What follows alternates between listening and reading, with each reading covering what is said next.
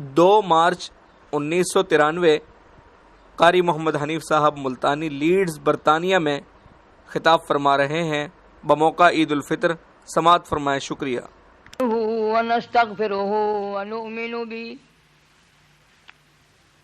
ونؤمن به ونتوکل علیہ ونعوذ باللہ من شرور انفسنا ومن سیئات اعمالنا من یهده اللہ فلا مضل له ومن یضللہ فلا ہادی له ونشهد ان لا الہ الا اللہ وحدہ لا شریک له ونشهد ان سیدنا وسندنا ونبینا وشفیعنا وہادینا ومرشدنا ومولانا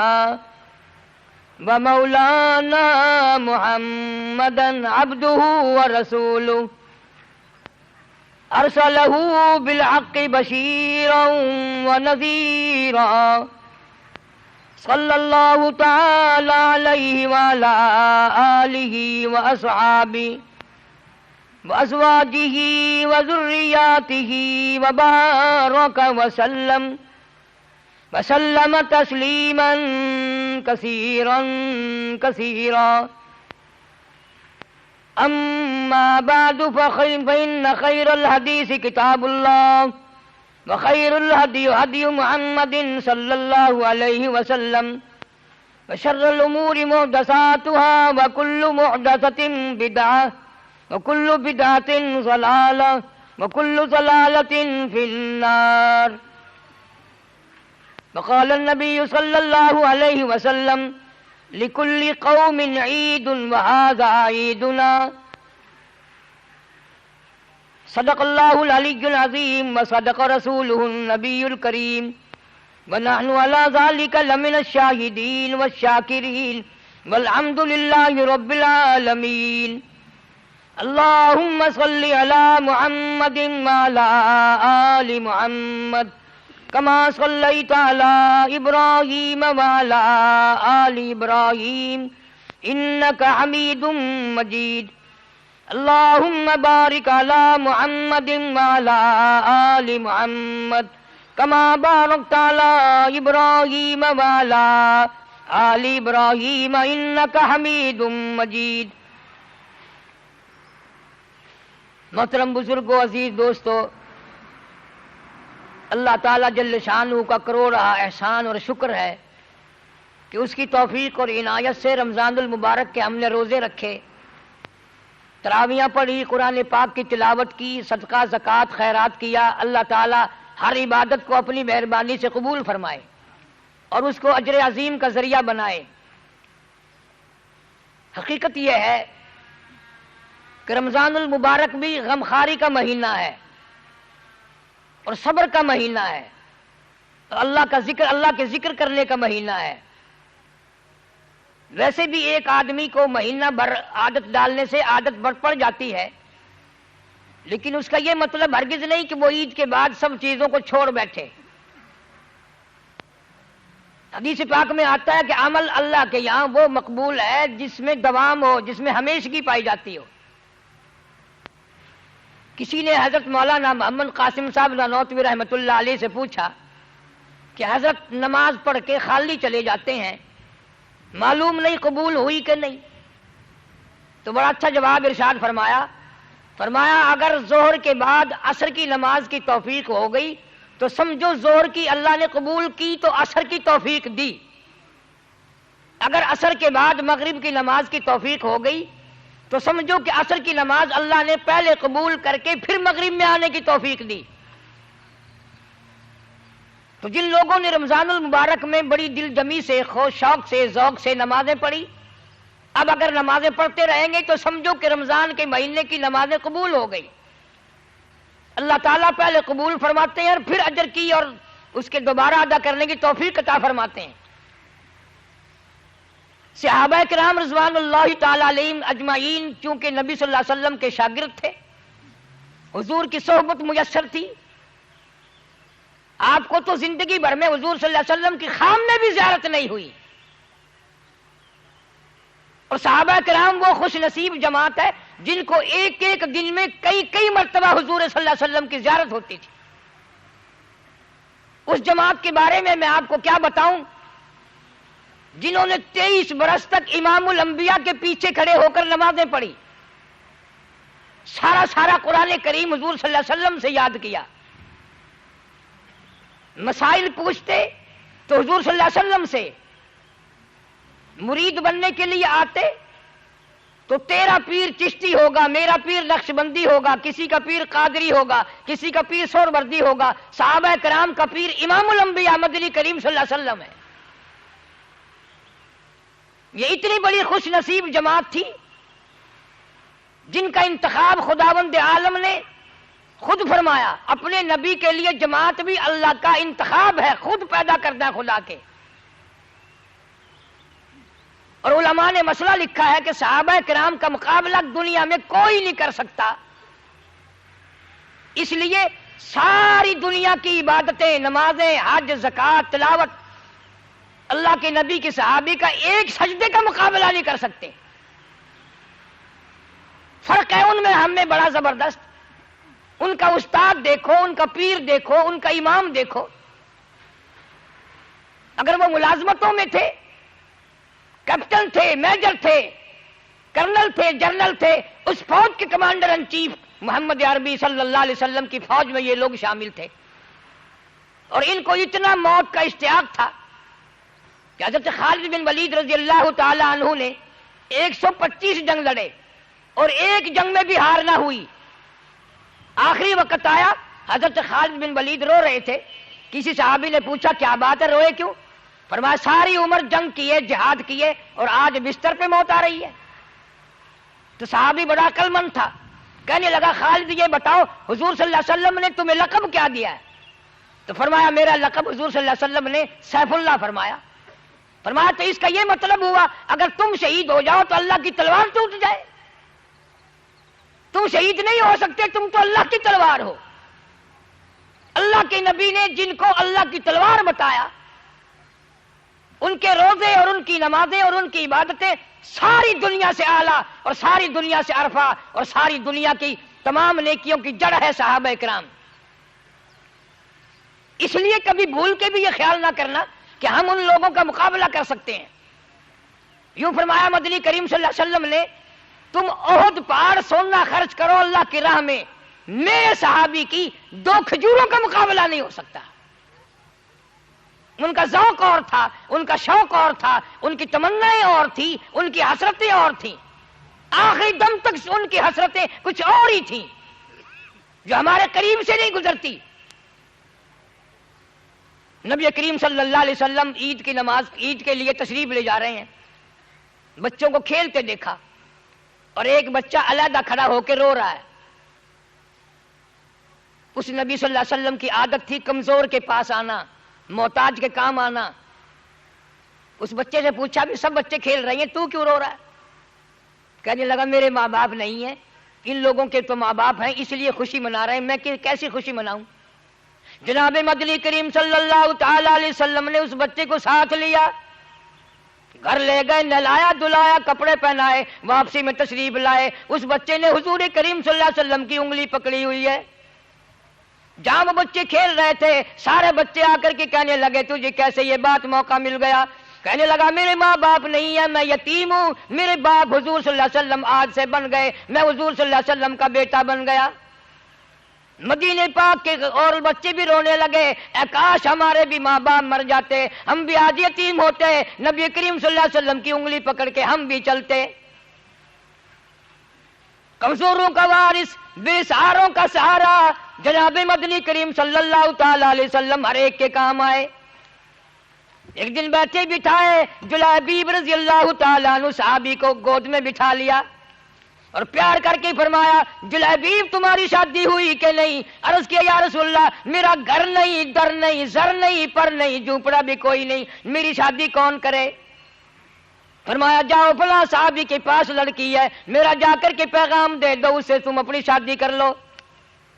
صحابی نے یہ سن کر پرواز کی، چلا گیا، گھر پہ جا کے دستک دی، گھر والا اندر سے نکلا اور کہنے لگا مجھے حضور صلی اللہ علیہ وسلم نے بھیجا ہے اور پیغام دینے آیا ہوں تمہاری لڑکی سے میری شادی کر دو۔ اس نے کہا تو غریب ہے، نادار ہے، مفلس ہے، میری حسینہ لڑکی ہے، تو ویسے بھی رنگ کا کالا ہے، قد کا بھی چھوٹا ہے، کسی کرم کا بھی نہیں۔ اس کا باپ کا جواب سن کر کے لڑکی بول اٹھی اور کہنے لگی تو اس کے حسن کو نہ دیکھ، تو اس کی غریبی کو نہ دیکھ، تو اس کی ناداری اور مفلسی کو نہ دیکھ، تو اس کے بھیجنے والے کو دیکھ، تم جواب کیوں دیتے ہو؟ میں تیار ہوں شادی کے لیے۔ صحابی واپس آیا اور آ کر کے نبی کریم صلی اللہ علیہ وسلم کو حال دیا، فرمایا لڑکی نے ارادہ ظاہر کر دیا میری شادی ہونے کو ہے، یا نبی اللہ میرے پلے پائی پیسہ تو کوئی نہیں، دمڑا دمڑی ڈھیلا کوئی نہیں۔ فرمایا جا عثمان غنی سے 300 درہم قرض لے لے، تیرا قرض میں محمد رسول اللہ ادا کروں گا۔ عثمان ذی النورین رضی اللہ تعالیٰ عنہ سے 300 درہم قرض لے لیے، شادی کی تیاری کر رہا ہے، جھوپڑے کا سامان خرید رہا ہے، برتن لے رہا، میری بھی جوک بسے گی، میرا بھی گھر آباد ہوگا، میں بھی بال بچے دار بنوں گا۔ شادی کا انتظام کرتے کرتے کانوں میں آواز آئی انفروا فی سبیل اللہ، انفروا فی سبیل اللہ تؤمنون باللہ ورسولہ وتجاہدون فی سبیل اللہ باموالکم وانفسکم ذالکم خیر لکم ان کنتم تعلمون۔ صحابی نے قرآن سنا، دکانداروں کے پاس گیا، برتن واپس لے لو، زیورات واپس لے لو، کپڑا اپنا واپس لے لو، مجھے اللہ نے بلایا ہے۔ اسلام نے کفر نے اسلام کو للکارا ہے، میں کلمہ بلند کرنے کے لیے، قرآن کا جھنڈا اونچا کرنے کے لیے میں شادی نہیں کرنا چاہتا۔ یہ بھی نہ سوچا حضور صلی اللہ علیہ وسلم سے جا کے پوچھ لوں، بڑی مشکل سے شادی کا پروگرام بنا ہے، آپ ہی نے بنایا ہے، اب میرے لیے کیا حکم ہے، جہاد میں جاؤں یا میں اپنی شادی کا انتظام مکمل کر کے شادی کروں؟ ان کے پاس اتنی مہلت کہاں تھی کہ یوں سوچے، منتیں کی دکانداروں کی، اپنے برتن واپس لے لو، اپنا کپڑا واپس لے لو، اپنا سارا سامان واپس لے لو، مجھے قرآن نے بلایا، مجھے اسلام نے بلایا ہے، کفر نے اسلام کو للکارا ہے۔ مجاہدین کے ساتھ ساتھ ہو کر کے چلا گیا، فرمایا فجرحت جرحن شدیدہ، اگلی سب میں کھڑا ہو کے جنگ کیا، اتنے زخم آئے، شناخت نہیں ہوتی، پہچانا نہیں جاتا۔ بہن نے انگلیوں کے پوروں سے پہچانا، ابھی دم آ رہا تھا۔ جناب مدنی کریم صلی اللہ علیہ وسلم نے یاد فرمایا میرا جلائی بھی شادی میں لگا ہوگا، مصروف ہوگا۔ کسی نے بتایا نہیں، اگلے سب میں کھڑا ہو کے جہاد کیا، اللہ کی راہ میں جنگ کیا ہے اور زخمی ہے، دم نکلنے کو ہے، فرمایا جلدی کرو، زخمی حالت میں میرے پاس لے آؤ۔ جناب مدنی کریم صلی اللہ علیہ وسلم نے اپنی رحمت والی گود میں سر رکھ لیا، مسکرانے لگا، فرمایا فزت برب الکعبہ، اور نوجوان رب کعبہ کی قسم تو بڑا کامیاب ہے۔ کیا شوق تھا، تمنا ہوتی تھی کہ میری موت آئے، نبی کی گود میں آئے، رحمت والی جھولی میں آئے اور حضور صلی اللہ علیہ وسلم کا دیدار کرتے ہوئے میری موت آئے۔ ایک ایک کی تمنا ہے۔ سعد بن ربی رضی اللہ تعالیٰ عنہ، جنگ ختم ہوا، جہاد ختم ہوا، لڑائی ختم ہوئی، زخمیوں کو سنبھالا، غازیوں کو سنبھالا، شہیدوں کو سنبھالا، سعد بن ربی ملتا نہیں۔ جناب مدنی کریم صلی اللہ علیہ وسلم یاد فرما کر کے رو رہے ہیں، میرا سعد نہیں ملتا۔ کسی کو بیٹی یاد کر کے روے گی، کسی کو بہن یاد کر کے روے گی، کسی کی امی جان روے گی، کسی کی گھر والی روے گی۔ سعد بن ربی، دو جان مقدر تیرے مقدروں پہ قربان کر دوں، تجھے نبی کریم صلی اللہ علیہ وسلم یاد فرما رہے اور مدینہ طیبہ میں یاد کر کر کے رو رہے ہیں۔ خود فرمایا دو نوجوان چلے جاؤ اور پہاڑ کی چوٹی پہ کھڑے ہو کر آواز لگاؤ، سعد بن ربی تو جہاں بھی ہو، تجھے سرکار مدینہ صلی اللہ علیہ وسلم نے بلایا۔ دو جوانوں نے آوازیں لگائی، ایک غار میں سے دھیمی دھیمی دھیری دھیری آواز آئی، میں چل نہیں سکتا، تم میرے پاس آ جاؤ۔ صحابہ پہنچے، محدثین نے لکھا ہے 80 کے قریب زخم ہے، 80 کے قریب زخم ہے۔ اور کہنے لگا مجھے اٹھا کے لے چلو۔ اور اللہ والے اٹھائیں کیسے؟ انگلی رکھنے کی گنجائش نہیں ہے، سارا بدن کٹا ہوا ہے، تجھے اٹھائیں کیسے؟ انہوں نے کہا اتنی ہمت کرو، تم کوشش کرو، اللہ پاک سبب بنائے گا، میری تمنا ہے۔ کسی صحابی نے کہا اب آخری وقت میں کیا بیوی کو دیکھنا ہے؟ انہوں نے کہا نہیں نہیں۔ بچوں کو دیکھنا ہے؟ انہوں نے کہا نہیں نہیں۔ پھر کیا دیکھنے کا شوق ہے؟ انہوں نے کہا میری عمر بھر کی تمنا ہے، میری حسرت ہے، میرا آخری وقت جو آئے وہ حضور صلی اللہ علیہ وسلم کی زیارت کرتے ہوئے آئے، حضور صلی اللہ علیہ وسلم کا دیدار کرتا جاؤں۔ اللہ پاک مجھ سے پوچھے گا دنیا سے کیا لایا، عرض کروں گا تیرے محبوب صلی اللہ علیہ وسلم کا دیدار لایا ہوں۔ حضور صلی اللہ علیہ وسلم مدینے سے باہر چلے، کسی نے پوچھا یا رسول اللہ کدھر؟ فرمایا سعد بن ربی مل گئے ہیں، زیارت کا متمنی ہے، دیدار کا بھوکا ہے، کچھ میں چلوں گا کچھ وہ چلے گا، درمیان میں ملاقات ہو ہی جائے گی۔ سعد بن ربی کو اٹھا کے لا رہے ہیں، بے ہوش ہے، خون ٹپک رہا ہے، لہو ٹپک رہا ہے، ساری جان زخمی ہے۔ رحمت دو عالم صلی اللہ علیہ وسلم نے زخمی سر اپنی گود میں رکھ لیا اور پوچھا سعد بن ربی تیرا کیا حال ہے؟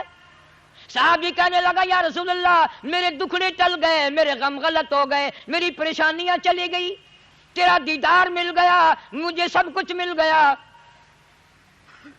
پیشانی پہ بوسہ دے کر فرمایا فزت برب الکعبہ، او نوجوان رب کعبہ کی قسم تو بڑا کامیاب ہے۔ مسکرانے لگا۔ حضور کریم صلی اللہ علیہ وسلم نے پوچھا کیا شوق ہے، کیا کر رہا ہے اس وقت؟ کہنے لگا میری تمنا پوری ہو گئی، تیرے چہرے پہ فدا شمس و قمر، تیرے چہرے پہ فدا شمس و قمر، تیری زلفوں پہ تصدق شام و سحر، رخساروں پہ ٹھہرے کس کی نظر، تیری پیاری ادا کا کیا کہنا۔ میں اپنے مقدر پہ ناز کرتا ہوں، کوئی بستر پہ مرے گا، کوئی اسپتال میں مرے گا، کوئی ایکسیڈنٹ میں روڈ پہ سڑک پہ مرے گا، کوئی بیوی کو دیکھتا ہوا مرے گا، کوئی بچوں کو دیکھتا ہوا مرے گا، کوئی ڈاکٹر کو دیکھتا ہوا مرے گا، کوئی نرس کو دیکھتا ہوا مرے گا، میں اپنے مقدر پہ ناز کرتا ہوں، تیری رحمت والی گود میں میں دم توڑ رہا ہوں۔ بخاری شریف میں روایت ہے جتنی طاقت تھی پوری سے اچھل کر پلٹ کر حضور صلی اللہ علیہ وسلم کی گود سے قدموں میں اپنا رخسار مبارک رکھ دیا، تیرے قدموں میں دم نکل جائے میں بڑا کامیاب۔ اعلان ہو گیا سعد بن ربی شہید ہو گئے، جنازہ تیار ہے۔ خدا کی قسم صدیق اکبر رضی اللہ تعالیٰ عنہ جیسے بھی کھڑے ہوئے رو رہے ہیں، اے کاش یہ موت میری ہوتی، نبی کی گود میں میرا دم ٹوٹتا، میرا آخری سانس حضور صلی اللہ علیہ وسلم کے دیدار میں جاتا۔ فاروق اعظم رو رہے ہیں، بڑے بڑے ذی-النورین رو رہے ہیں صحابی کہ اے کاش یہ موت میری ہوتی، حضور صلی اللہ علیہ وسلم کی رحمت والی گود میں میرا دم ٹوٹتا۔ جنازہ حضور صلی اللہ علیہ وسلم نے پڑھایا، مدینے کی گلیوں سے جنازہ گزر رہا ہے۔ اللہ تعالیٰ میری تیری موت بھی مدینے میں عطا فرمائے، بڑی کامیابی ہے۔ مدینے کی موت یوں ہی نہیں ملتی، بڑے شوق سے بڑے ذوق سے مدینے کی موت ملتی ہے۔ ایک ایک اللہ والے نے 40 سال مدینے میں گزارے اس لیے کہ موت مدینے میں آ جائے۔ امام مالک رحمت اللہ علیہ نے ساری زندگی میں ایک حج کرنے کے بعد پھر حج کے لیے بھی نہیں گیا، مدینے سے باہر موت نہ آ جائے۔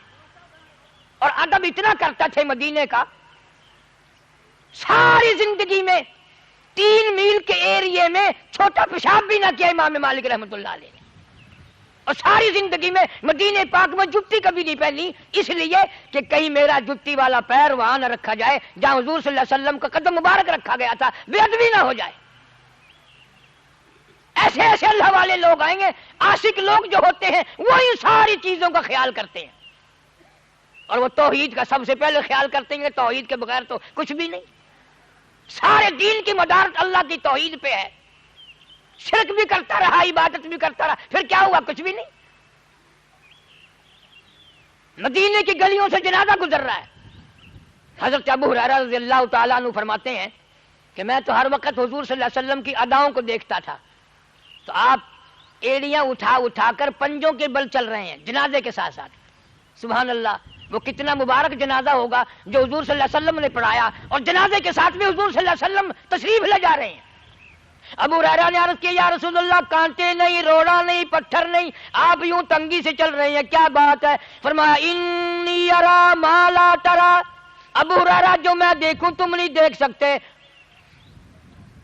اس اللہ والے نے جہاد میں آ کر کے جان دے دی، 80 کے قریب زخم کھائے، میری رحمت والی گود میں دم توڑا، جنازہ میں نے پڑھایا. اس وقت جنازے پہ اتنا رش ہے فرشتوں کا کہ جنازے کے چاروں طرف اتنا نوری فرشتہ جنازہ پڑھنے کے لیے آیا ہوا ہے، پورا قدم رکھنے کی گنجائش نہیں ہے، پورا قدم رکھنے کی گنجائش نہیں ہے، چاروں طرف اتنا فرشتوں کا جم گھٹا ہے. اور آپ اور میں یہ سوچتے ہیں چلو بھئی اتنے فرشتے نہیں تو 100-200 فرشتے تو آ جائیں، مگر کیسے آئیں؟ وہ عبادت کیسے کریں گے جو صحابہ کرام نے کی؟ ان میں جو اخلاص تھا جان دینے تک کا، وہ ہم میں کیسے ہو سکتا ہے؟ غریب پروری ہم سے نہیں ہو سکتی، ہم کمزور کی ہمدردی ہم سے نہیں ہو سکتی، ماں باپ کی خدمت نہیں ہو سکتی، اور کیا عبادت کریں گے؟ جناب مدنی کریم صلی اللہ علیہ وسلم جنازے کے ساتھ ساتھ تشریف لے گئے. جنت البقیع میں جنازہ پہنچا، یوں فرمایا میت کو قبر میں رکھ کر تم چلے آؤ، قبلہ رخ میں اپنے ہاتھوں سے موڑوں گا. سبحان اللہ، اس کی قبر میں حضور صلی اللہ علیہ وسلم تشریف لائے اور قبلہ رخ اپنے ہاتھوں سے موڑا. جب قبر سے باہر تشریف لائے تو مسکراتے ہوئے کسی صحابی نے پوچھ لیا یا رسول اللہ، آپ تو فرماتے ہیں قبر بڑی وحشتناک جگہ ہے، بڑی خوفناک جگہ ہے، اور آپ ہنستے ہوئے تشریف لائے. فرمایا میں کیا کروں، سعد بن ربی جس وقت قبر میں رکھا اور میں نے قبلہ رخ منہ موڑا تو وہ خود ہنس رہا تھا. یا رسول اللہ قبر میں ہنس رہا تھا؟ فرمایا ہاں، جنت کے حور و غلمان نے کھڑکی کھولی اور تمام کے تمام نے اس کو مبارکباد دی. جنت کی ہوائیں اور خوشبوئیں اور حور و غلمان کا جمگٹا دیکھ کر وہ ہنسنے لگا، میں سعد کو دیکھ کے ہنسنے لگا، وہ ان کو دیکھ کے ہنسنے لگا. تو دوستوں اور بزرگوں، گزشتہ عید میں کتنے بھائی ہمارے ساتھ عید کی نماز میں شامل تھے، خوشیوں میں شامل تھے، کتنی بہنیں بیٹیاں شامل تھی، لیکن مختلف بہانوں سے بوسینیا میں، ہندوستان میں، کشمیر میں ہزاروں نہیں، لاکھوں نہیں، کروڑوں آدمی دنیا سے چلا گیا. آج وہ قبروں میں آہیں بھر رہے ہیں، میری تیری دعاؤں کے منتظر ہیں کہ لوگ روزہ رکھ کر ہماری بخشش مغفرت کے لیے بھی دعا کریں، اپنے لیے بھی دعا کریں. جناب مدنی کریم صلی اللہ تعالی علیہ وسلم نے فرمایا او لوگو، آخرت کی تیاری کرو، موت آنے والی ہے، ٹلنے والی نہیں.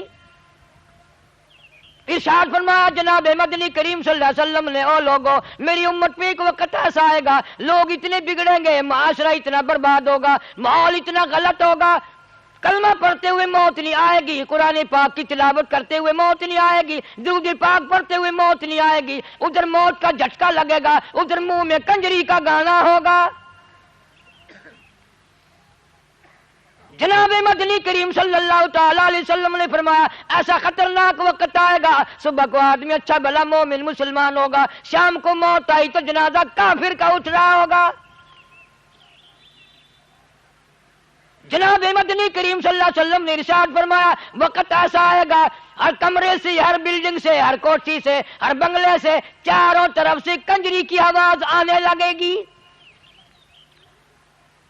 اس لیے قرآن کریم للکارتا ہے، کہتا ہے وَكَمْ أَهْلَكْنَا قَبْلَهُمْ مِنَ الْقُرُونِ وَكَمْ أَهْلَكْنَا قَبْلَهُمْ مِنَ الْقُرُونِ. لوگوں زیادہ حرکت نہ کرو، زیادہ کرنا دکھاؤ. میں اپنی بے نیازیوں پہ اگر آ گیا پھر خاندان کی بات نہیں، قبیلوں کی بات نہیں، میں تو ملکوں کے نام و نشان مٹا دیا کرتا ہوں. فَأَخَذَتْكُمُ الصَّاعِقَةُ وَأَنْتُمْ تَنْظُرُونَ. جبریل امین نے چیخ ماری، قوم کی قوم کے جگر پھٹ گئے. فرمایا پہلے یہی فکر کرو کہ نہ جانے کس حال میں موت آئے گی. کئی اللہ والے ایسے ہیں کہ نماز میں سجدہ کرتے ہوئے موت آ جاتی ہے. میرے علم میں ہے کئی بزرگ جن کی قرآن پڑھتے پڑھتے موت آ گئی, دوسری پڑھتے ہوئے موت آ جاتی ہے, وضو کرتے ہوئے موت آ جاتی ہے, اللہ کے دربار میں سجدہ کرتے ہوئے موت آ جاتی ہے. تو ہم اپنے آخری وقت کو, عید ہو شبرات ہو کوئی بھی خوشی کا موقع ہو, موت بلانے والی چیز نہیں ہے, وہ آئے گی اور آ کے رہے گی. اب فکر یہ کرنا ہے کہ نہ جانے کس حال میں آئے گی. قرآن کہتا کلا اذا بلغت التراقی وقیل من راق وظن انه الفراق والتفت الساق بالساق الى ربك يومئذ المساق. قرآن کہتا 360 رگیں ٹوٹیں گی, اعضاء چھوٹیں گے, آنکھیں پھٹ جائیں گی, زبان کلمہ نہ پڑھ سکے گی. اس لیے یوں نہ کرنا کبھی رمضان گزر گیا نماز چھوڑ دے, نہ پھر تو بے نماز ہو کے مرے گا. عورتیں بھی بے نماز ہو کے مریں گی. کسی نے رمضان میں شوق سے 1 قرآن ختم کیا, کسی نے 2 کیے, کسی نے 15 سپارے کیے. یہ پکا وتیرہ بنا لو, قرآن کریم کی ہر روز زیارت کرو, چاہے آدھا پارہ پڑھو, چاہے 1 سورت تلاوت کرو. بس دعا کرو اللہ تعالی ہم سب کو قرآن پڑھتے نیک عمل کرتے موت عطا فرمائے, اور سارے عالم کے مسلمانوں کا خاتمہ بالخیر فرمائے, سارے عالم کے بیماروں کو شفا عطا فرما. بوسینیا, کشمیر, ہندوستان جتنے لوگ مصیبت زدہ ہے سب کی مصیبتوں کو اللہ پاک دور فرمائے, اور ہر آدمی کی عبادت تلاوت تراویح قرآن پڑھنا سننا اللہ تعالیٰ سب کو قبول فرمائے. وآخر دعوانا ان الحمدللہ رب العالمین.